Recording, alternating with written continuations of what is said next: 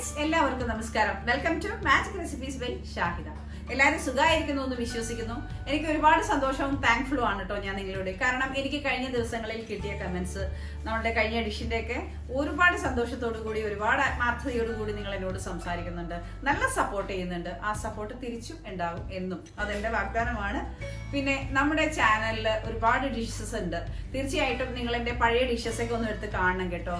കാരണം ഞാൻ ഈ അടുത്തിട്ടിരിക്കുന്ന ഷോർട്സ്, അതിലെല്ലാം പഴയ ഡിഷസിന്റെ ഒക്കെ ഷോർട്സ് ഞാൻ ഇടുന്നുണ്ട്. അപ്പൊ ഒരുപാട് പേര് എന്നോട് ചോദിക്കുന്നുണ്ട് ഇതിന്റെ മുഴുവനായിട്ടുള്ള റെസിപ്പീസ് തരാനായിട്ട്. ഇത് കുറെ പഴയതായിട്ട് ഞാൻ ആദ്യ കാലഘട്ടങ്ങളിൽ ഇട്ട ഡിഷസ് ആണ്. ആ ഡിഷസ് എല്ലാം കൂടി ചേർത്തിട്ട് ചെറിയ ചെറിയ ഷോർട്സ് ആയിട്ട് ഇടുന്നത് കൊണ്ടാണ് അത് അങ്ങനെ കാണുന്നത്. നിങ്ങൾക്ക് മുഴുവനായിട്ടുള്ള റെസിപ്പി കിട്ടാനായിട്ട് അത് നോക്കിയാൽ മതി. അപ്പോൾ ഇന്ന് നമ്മൾ പോകുന്നത് ഒരു വിശേഷപ്പെട്ട സംഭവമാണ്, റസഗുല്ല. എല്ലാവർക്കും ഇഷ്ടമല്ലേ? എനിക്ക് വളരെയധികം ഇഷ്ടമാണ് റസഗുല്ല. വളരെ പ്ലെയിൻ ആയിട്ട് വളരെ എളുപ്പത്തിൽ ഉണ്ടാക്കാൻ പറ്റുന്ന റസഗുല്ലയാണ് ഇന്ന് നമ്മൾ പരിചയപ്പെടുത്തുന്നത്. അതിനുള്ള പാലൊക്കെ ഞാൻ ഇവിടെ എടുത്തു വെച്ചിട്ടുണ്ട്. എത്രയും പെട്ടെന്ന് നമുക്കത് ഉണ്ടാക്കാം. അപ്പോൾ നമുക്ക് കുക്കിങ്ങിലേക്ക് പോവാം. പിന്നെ നമ്മുടെ ചാനൽ ആദ്യമായി കാണുന്നവരാണെങ്കിൽ ഒന്ന് സബ്സ്ക്രൈബ് ചെയ്യാനും ലൈക്കും ഷെയറും കമന്റും ഒക്കെ തരാൻ മറക്കാതിരിക്കുക. ഇൻസ്റ്റാഗ്രാമിലും ഫേസ്ബുക്കിലും ഒന്ന് ഫോളോ ചെയ്തേക്കണം കേട്ടോ. അപ്പോൾ നമുക്ക് കുക്കിങ്ങിൽ പോവാം. അപ്പോൾ 2 ലിറ്റർ പാലാണ് ഞാനിവിടെ എടുത്തിരിക്കുന്നത്. നല്ല കൊഴുപ്പുള്ള പാലാണ് ഇതിന് ഉപയോഗിക്കുന്നത് കേട്ടോ. പാല് നമ്മൾ വാങ്ങിക്കുന്ന സമയത്ത് ഫുൾ ഫാറ്റ് ഉണ്ടാകും, ഫാറ്റ് മാറ്റിയിട്ടുണ്ടാകും, ലോ ഫാറ്റിൻ്റെ ഒക്കെ ആയിട്ട്. അപ്പോൾ നമുക്ക് ഇതിന് ഫുൾ ഫാറ്റാണ് വേണ്ടത്. അപ്പോൾ നമ്മളിത് ഒഴിച്ചു കൊടുത്തു. ഇനി ഇത് തിളപ്പിക്കാം. അപ്പോൾ നമ്മുടെ പാല് നമ്മളിവിടെ കാച്ചാണ്. നല്ലപോലെ പാല് തിളച്ച് വരട്ടെ.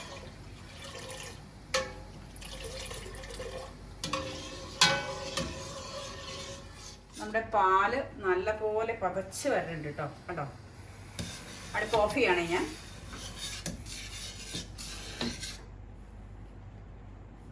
കണ്ടോ, നല്ല പോലെ പതച്ച് വരുന്നുണ്ട്. അടുപ്പ് ഓഫ് ചെയ്ത ശേഷം ഇതൊന്ന് ചെറുതായി ഇളക്കി കൊടുത്തിട്ട് ഇതിൻ്റെ ഈ ആവി ഉണ്ടല്ലോ അതൊന്ന് നമുക്ക് കുറയ്ക്കേണ്ടതുണ്ട്.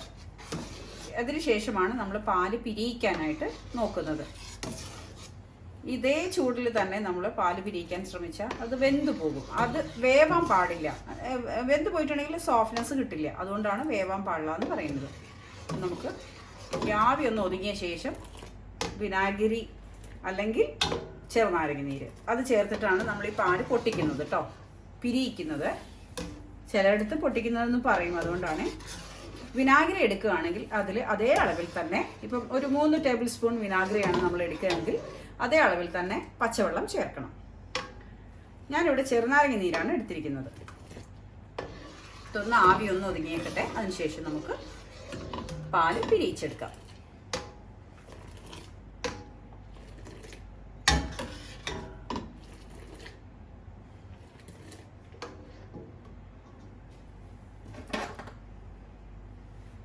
ഇവിടെ ഞാൻ ചെറുനാരങ്ങ നീരെടുത്തിട്ടുണ്ട്. ഇത് കുറച്ചായിട്ട് ഒഴിച്ചു കൊടുക്കാം കേട്ടോ.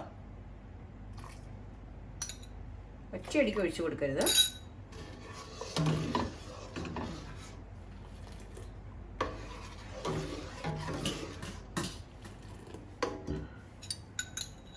വീണ്ടും ഒഴിച്ചു കൊടുക്കാം.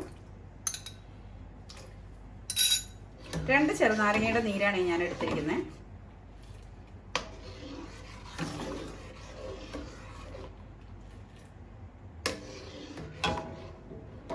വീണ്ടും ചേർത്ത് കൊടുക്കാം.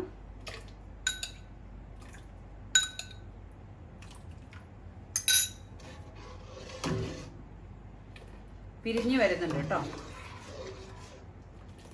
കണ്ടോ, നമ്മുടെ പാല് പിരിഞ്ഞു വരുന്നുണ്ട്. ഇങ്ങനെ തന്നെ വേണം രസഗുല്ല ഉണ്ടാക്കാൻ. ഇപ്പൊ നമ്മൾ പാല് പിരിഞ്ഞു വരുന്നത് കൊണ്ട് നമ്മൾ ചിലപ്പോൾ ചിന്തിക്കും പിരിഞ്ഞ പാല് വെച്ച് ഉണ്ടാക്കിയാൽ എന്താ എന്നൊക്കെ ചിന്തിക്കാം. പക്ഷെ അതൊരിക്കലും ചെയ്യരുത്. ഒരു പുളിപ്പ് ടേസ്റ്റ് വരും. അതുകൊണ്ട് പിരിഞ്ഞ പാല് വെച്ചൊന്നും, കെട്ട പാലാണത്, അത് ഉപയോഗിക്കരുത് നമ്മൾ. ഇതുപോലെ നല്ല പാല്, ഫാറ്റുള്ള പാല് നമ്മൾ പിരിച്ചെടുത്തിട്ട് തന്നെ രസഗുല്ല ഉണ്ടാക്കണേ. നമുക്ക് ബാക്കിയുള്ളതും കൂടി ഒഴിച്ചു കൊടുക്കാം. നല്ലപോലെ പൊട്ടി വരട്ടെ. കണ്ടോ, നന്നായിട്ട് പൊട്ടി വന്നു. ഇനി നമുക്ക് ചെയ്യേണ്ട ഒരു കാര്യം, ഇപ്പം തന്നെ കുറച്ച് തണുത്ത വെള്ളം അല്ലെങ്കിൽ ഐസ് ക്യൂബ്സ് ഇട്ട് കൊടുക്കാം. തണുത്ത വെള്ളമാണ് എപ്പോഴും നല്ലത്. ഞാനിവിടെ തണുത്ത വെള്ളം എടുത്ത് വെച്ചിട്ടുണ്ട്. നമുക്കത് ഒഴിച്ചു കൊടുക്കാം. തണുത്ത വെള്ളം ഒഴിച്ചു കൊടുക്കാം. അപ്പോൾ അതിൻ്റെ ചൂടൊന്ന് ലെവലായി. ഇനി ഇത് വെന്ത് പോവില്ല. അപ്പം അതിന് വേണ്ടിയിട്ടാണ്. കണ്ടോ, നല്ല സോഫ്റ്റായിട്ട് നമുക്കിത് കിട്ടിയിട്ടുണ്ട്.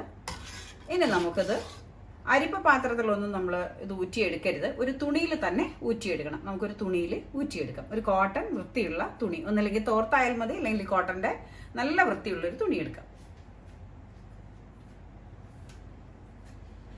ഇവിടെ ഒരു കോട്ടൺ തുണിയാണ് ഞാൻ എടുത്തിരിക്കുന്നത്. നമുക്ക് ഇതിലേക്ക് ഒഴിച്ചു കൊടുക്കണം. ഇനി കയ്യിലാദ്യം മാറ്റാം. അതിനുശേഷം പതുക്കെ ഒഴിച്ചു കൊടുക്കാം.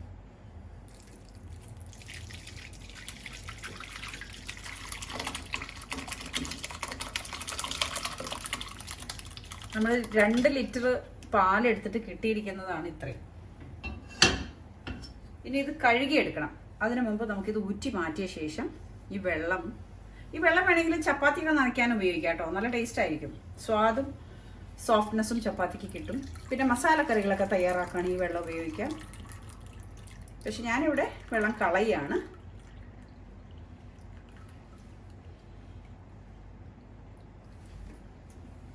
ഇനി വെള്ളം കളഞ്ഞിട്ട് വരാം.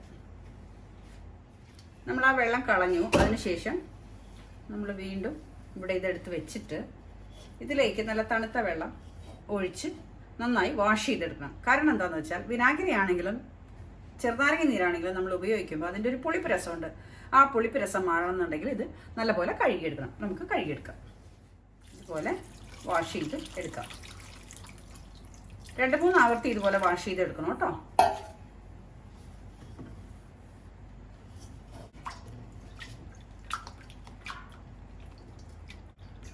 വീണ്ടും ഒന്നുകൂടെ ഞാൻ വാഷ് ചെയ്തെടുക്കുവേ. കണ്ടോ, നല്ലപോലെ നമ്മൾ വാഷ് ചെയ്തെടുത്തിട്ടുണ്ട്. ഇതിൽ വെള്ളത്തിൻ്റെ അംശമുണ്ട്. കുറച്ചൊന്ന് വെള്ളത്തിൻ്റെ അംശം നമുക്ക് കളയേണ്ടതുണ്ട്. നല്ല പോലെ കളയരുത്. ചെറിയൊരു മോയ്സ്ചറിലാണ് നമ്മളിത് നന്നായി ഉരുട്ടിയെടുക്കാനുള്ളത്. അപ്പോൾ അതുകൊണ്ട് കുറച്ചും കൂടി വെള്ളം നമുക്കൊന്ന് പിഴിഞ്ഞെടുക്കാം. അപ്പം നല്ല പോലെ പിഴിഞ്ഞെടുത്തിട്ടുണ്ട്. കണ്ടോ, ഇനി ഇത് നമുക്ക് നന്നായി ഒന്ന് ഉടച്ചെടുക്കാം. ഉടച്ച് മീൻസ് നമ്മൾ മാവൊക്കെ കുഴക്കില്ലേ, അതുപോലെ ഒന്ന് കുഴച്ചെടുക്കേണ്ടതുണ്ട്. ഞാൻ വേറൊരു പാത്രത്തിലേക്ക്, ഉണങ്ങിയ പാത്രത്തിലേക്ക് മാറ്റുകയാണ് കേട്ടോ. ഇതുപോലെ ഒരു ഉണങ്ങിയ പാത്രം എടുക്കുക. അതിലേക്ക് നമുക്ക് ഇത് ഇട്ട് കൊടുക്കാം. നല്ലപോലെ ഉരുട്ടിയെടുക്കാം.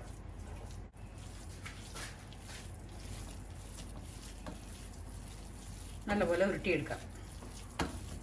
ഇനി നമുക്കിങ്ങനെ ഈ കൈയിൻ്റെ ഇങ്ങനെ പ്രസ് ചെയ്തിട്ട് ഇങ്ങനെ ചെയ്യണേ. ആദ്യം തന്നെ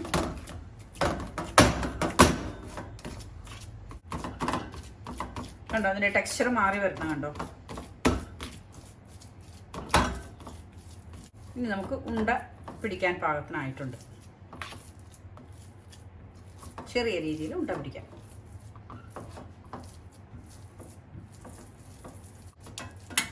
കണ്ടോ, ഇനി നമുക്ക് ചെറിയ ഉരുളകളാക്കി മാറ്റാം. ഈ ഒരളവിൽ എടുത്തിട്ടായിരിക്കണം നമ്മൾ ഇതുപോലെ ബോളുകൾ ഉണ്ടാക്കേണ്ടത്. കാരണം ഇത് പഞ്ചസാര പാനിയിൽ കിടന്ന് നല്ല പോലെ ഒരു 10 മിനിറ്റ് വെന്ത് വരാനുള്ളതാണ്. അപ്പോൾ നന്നായി വികസിച്ച് വലുതായി വരും.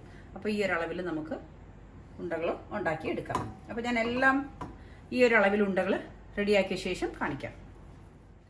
നമ്മളിപ്പോൾ ഇങ്ങനെ കുഴച്ചെടുക്കുന്ന സമയമുണ്ടല്ലോ, അപ്പോൾ കുറച്ച് മോയ്സ്ചറോട് കൂടി തന്നെ വേണം കുഴച്ചെടുക്കാൻ. അല്ലാത്ത പക്ഷം ഭയങ്കര ആയിട്ട് ടൈറ്റ് ചെയ്ത് നമ്മൾ അതിൻ്റെ വെള്ളം എല്ലാം മാറ്റിയ ശേഷമാണ് ഇങ്ങനെ ഉരുളകളാക്കാൻ കുഴച്ചെടുക്കുന്നതെങ്കിൽ ഇത് വെന്ത് വരുമ്പോൾ ഒരു റബ്ബറി ടേസ്റ്റ് ഫീൽ ചെയ്യും. നമുക്കൊരു കടിക്കുമ്പോഴൊക്കെ എന്തോ ഒരു റബ്ബർ പോലെ ഫീൽ ചെയ്യും. എനിക്കങ്ങനെ ആദ്യമൊരിക്കൽ ഞാൻ അങ്ങനെ ഉണ്ടാക്കിയപ്പം എനിക്കങ്ങനെ സംഭവിച്ചത്. പിന്നെ ഞാൻ കുറച്ചൊരു മോയ്സ്ചറൈസിങ് ഇതിൽ കൊടുത്തപ്പോൾ നല്ല സോഫ്റ്റായിട്ട് നമുക്ക് ഇത് ഉണ്ടാക്കിയെടുക്കാനായിട്ട് പറ്റും. അപ്പം നമ്മൾ രസഗുല്ലയ്ക്ക് പറ്റിയ എല്ലാം റെഡിയാക്കി എടുത്തിട്ടുണ്ട്. ഇനി നമുക്ക് ഈ സ്റ്റെപ്പ് കഴിഞ്ഞ് കഴിഞ്ഞാൽ ഇനി നമുക്ക് വെക്കേണ്ടത് പഞ്ചസാര പാനിയാണ്. ഞാനിവിടെ ഒരു 1/2 കിലോളം പഞ്ചസാര എടുക്കുന്നുണ്ട്. അത് ചേർത്തിട്ടാണ് പാനി തയ്യാറാക്കുന്നത്. കുറച്ചധികം വെള്ളം വെച്ചിട്ടാണ് നമ്മൾ പാനി തയ്യാറാക്കുന്നത്. അപ്പം നമുക്ക് പഞ്ചസാര പാനിക്ക് വേണ്ടിയിട്ടുള്ള വെള്ളം വെക്കാം. അപ്പം നമ്മൾ വെള്ളം വെച്ചു, അടുപ്പ് കത്തിക്കാം. അതിനുശേഷം നമുക്ക് പഞ്ചസാര ഇട്ട് കൊടുക്കാം. ഇവിടെ ഞാൻ 1/2 കിലോ അളവിൽ പഞ്ചസാര എടുത്തിട്ടുണ്ട് കേട്ടോ. ശരിക്കും പാനി പോലെ തിക്നെസ് ആയിട്ട് നമുക്ക് ഒരു പഞ്ചസാര പാനി അല്ല ഇവിടെ തയ്യാറാക്കുന്നത്. കുറച്ച് ലൂസായിട്ടാണ് നമ്മൾ പഞ്ചസാര പാനി തയ്യാറാക്കുന്നത്. നല്ലപോലെ ചൂടായി വരട്ടെ. അപ്പം നമ്മുടെ പഞ്ചസാര എല്ലാം നല്ലപോലെ ഡൈല്യൂട്ട് ആയിട്ട് വന്നിട്ടുണ്ട്. പഞ്ചസാര പാനി നന്നായി കിട്ടിയിട്ടുണ്ട്. വളരെ തിക്കിലല്ല നമ്മൾ പഞ്ചസാര പാനി ഉണ്ടാക്കിയിരിക്കുന്നത്. നല്ലപോലെ തിളച്ച് വരട്ടെ. തിളച്ച് വന്ന ശേഷം നമ്മൾ രസഗുല്ല ഒന്നൊന്നായിട്ട് പറക്കിയിടും. പിന്നെ ഒരു കാര്യം പ്രത്യേകം ശ്രദ്ധിക്കേണ്ടത്, പഞ്ചസാര പാനി തയ്യാറാക്കാൻ എടുക്കുമ്പോൾ വലിയ പാത്രത്തിൽ തന്നെ എടുക്കണം. നമ്മുടെ രസഗുല്ലയുടെ അളവനുസരിച്ച്. ഇപ്പം നമ്മളിവിടെ എടുത്തിരിക്കുന്ന ഒരു 10-25 രസഗുല്ലയുണ്ട്. അപ്പം ഇതിനകത്ത് കിടന്ന് ശരിക്കും 10 മിനിറ്റ് തിളച്ച് വരാനുള്ള സ്പേസ് ഇതിൽ വേണം. മാത്രമല്ല ഇത് പഞ്ചസാര പാനിയിൽ കിടന്ന് രസഗുല്ല തിളയ്ക്കുന്ന സമയത്ത് നല്ലപോലെ വികസിച്ച് വരും. അപ്പം അതുകൊണ്ട് തന്നെ ആ ഒരു കാര്യങ്ങളൊക്കെ നമ്മൾ മുൻകൂട്ടി മനസ്സിലാക്കിയിട്ട് തിങ്ങിപ്പോവാത്ത രീതിയിൽ പാത്രം വലുതെടുക്കണം കേട്ടോ. അപ്പം നമ്മുടെ പഞ്ചസാര പാനി ഏകദേശം ആയിട്ടുണ്ട്. കണ്ടോ, ഈ ഒരു കൺസിസ്റ്റൻസിയിലാണ് നമുക്ക് കിട്ടേണ്ടത്. ഒന്നുകൂടെ നമുക്ക് തിളപ്പിക്കാം.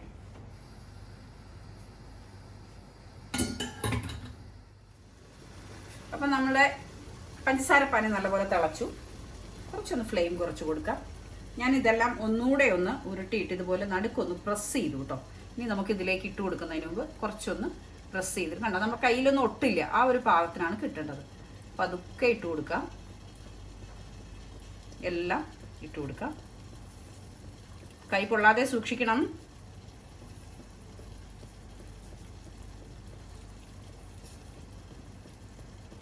നമ്മുടെ രസഗുല്ല എല്ലാം നമ്മൾ പഞ്ചസാര പാനിയിലിട്ടു. അത്യാവശ്യം നല്ല ഫ്ലെയിമിൽ വെച്ച് ഒരു 10 മിനിറ്റ് നമുക്കിതൊന്ന് തിളപ്പിക്കാം. അടച്ചു വെച്ച് തിളപ്പിക്കാം.